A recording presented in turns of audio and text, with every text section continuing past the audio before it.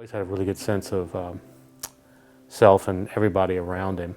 I don't think I've ever immediately connected with a person so much because I felt like within a day of knowing him, I could basically talk to him about anything. I would be at their house all the time, or he'd be at ours, and we'd even have the joke that he was my dad's son as well, and then he was like, "You're my favorite son," to Luke. He was super passionate about sports, knew every statistic, every player. Throw the pillow at the TV, throw his can on the ground. He was so just rowdy. And it got to the point where instead of me watching the game, I would just watch him watch the game because it was way more entertaining for me. As soon as he dropped his bag, she was going with him. And it wasn't a question of whether, even if he didn't want to, he was going to go with her. His friends loved Star Wars, loved Legos, lightsabers.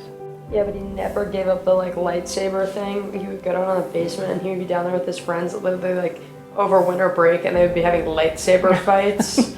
Happy, having fun, loved having a lot of friends. Even when the situation sometimes didn't call for humor, he could find humor in it. Let's go, Ferg! And we would kind of always pick on Robert for fun. And Nick was always super loud.